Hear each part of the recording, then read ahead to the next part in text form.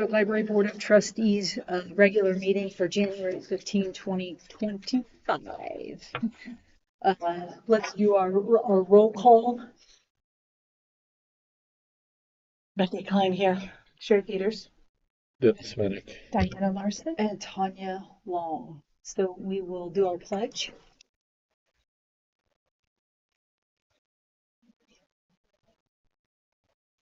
I pledge allegiance to the flag of the United States of America and to the republic for which it stands, one nation, under God, indivisible, with liberty and justice for all. A motion to approve the agenda.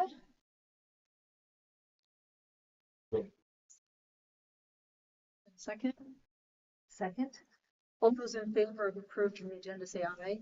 Aye. All those opposed say no. No. Oh. Aye and no at the same time. All right, we'll move on to the consent agenda. Was there anything anyone had any questions about or anything they wanted to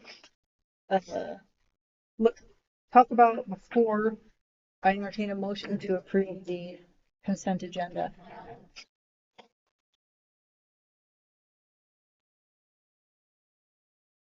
Right, anyone want to make that motion? I'll make the motion to approve the consent agenda. We'll take all those in favor of approving the consent agenda say aye. Aye. All those opposed say no. We do not have any public comment this evening, and we actually have no unfinished business or new business right now. I think we're going to move on to director's reports. We'll try to get some updates on some things. Okay. Okay. I will start. As far as hires and job openings, we have hired a facilities coordinator here at admin. His name is Ian Ondera, and he started. It's been a couple weeks now, so he's starting on the 6th. But he's fitting in well and doing all his trainings. We have a lot of openings currently. A new position, our assistant branch manager positions for the Harrisonville and NRC branches have been posted, and we have interviews scheduled for those positions. And then we have part-time positions for part-time library assistants for the bookmobile, 2 positions there, and Harrisonville needs one of those part-time folks, and then 2 part-time couriers to replace Nathan, who retired. And all of those positions are posted, and hopefully we will be doing those interviews soon. As far as what we've been up to, a lot of sort of start of the year talking about what our goals are, and giving branches their budgets that we've gone through and approved and dispersed those, and then planning our community needs assessments as part of the capital improvement plan. We have our first one next Tuesday, and then our one that's focusing on the south of the county is on the 30th, Thursday the 30th. And we've had a good number of people RSVP for that. So we hope to have a very representative group representing all different parts of the county. So that's taken up a bulk of the time, but we're excited. Just a question, Zach, with us having a facilities coordinator now, are you moving only to tech, or are you going to be overseeing it all still? I'll be just IT, of course. I mean, with some shadowing, training, and stuff. So, but eventually, yeah, just you'll be the tech guy, and then this guy will do facilities. Yep. Yeah. Okay. Sometimes they sort of mesh Overlap, together, right? sure. Yeah. Okay. Is the big one back up and running again, or are we still down? Not yet. No. Staffing is still playing a role in that, but it's worked out really nicely because with the winter weather, those are things we've not had to cancel because we already had pre-planned not to be running in January. And it's given a lot time for a lot of the maintenance stuff that we needed to do. the ability to do that without having to worry about taking it off its schedule. So, And that staff has been able to help us do the courier that we have not filled that position yet either. So, yeah.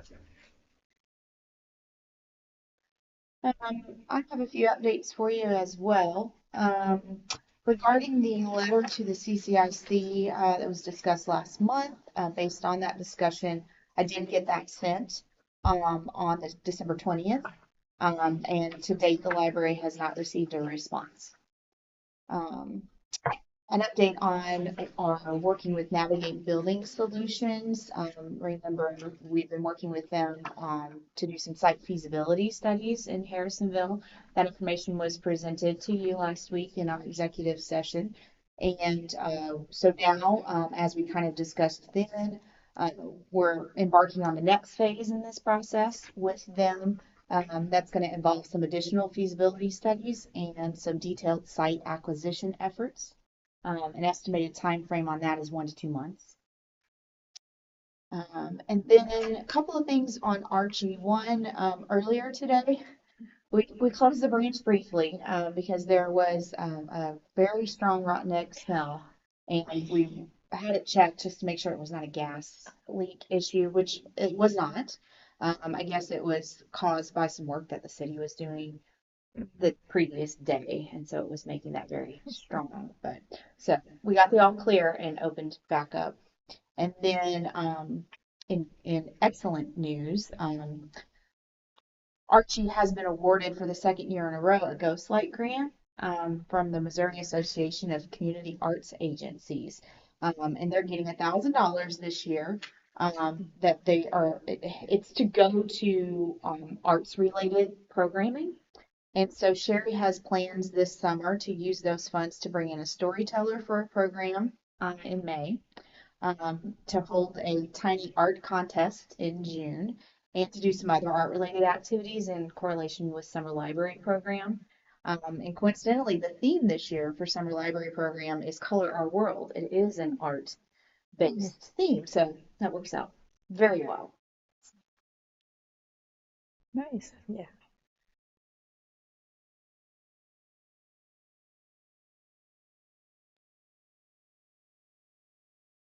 We'll move on to the trustees' reports. Any kind of updates or comments that anybody has? The foundation met Monday night for our reorganization meeting, and we've elected new officers. And Carla Stovall, raise your hand. This is the new president of the foundation, Carla Stovall. I believe she lives in Raymore, but she grew up in Archie area or graduated from Archie High School. Vice president is Rita Benson. The secretary is Brenda Juergens of Archie, and the treasurer is Tiffany Henschel. We are providing funds to the youth specialist to buy prize books for summer reading, and those have to be ordered in the spring so they have a sufficient number. We also are providing additional funds for summer supplies or whatever each branch needs for programming during summer reading. We are planning a recognition of our staff during National Library Week in April. We are also reviewing and updating our bylaws. They had not been reviewed since 2010.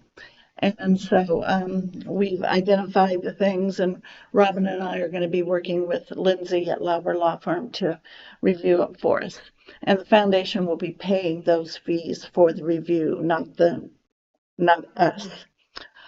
We do have openings for 1 to 3 additional members. We particularly need someone from Drexel. So Diana, if you know someone you could recommend, or we'll be talking with branch managers.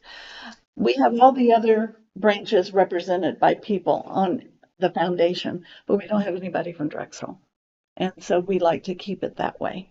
So our next meeting is not until April. So we only meet 4 times a year, not every month. So it's pretty low key.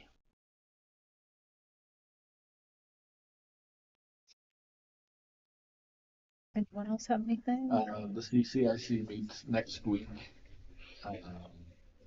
It's like annual officer for elections or whatever. And other than that, I've not heard a whole lot new on anything.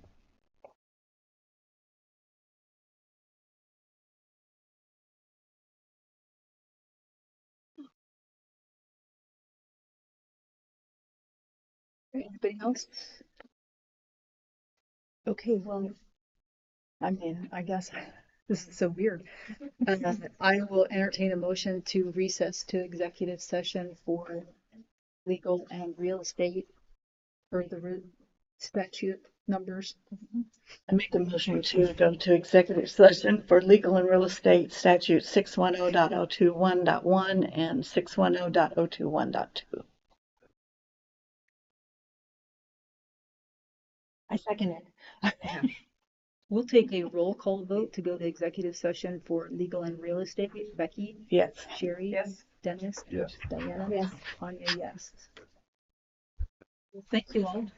It's like the shortest meeting that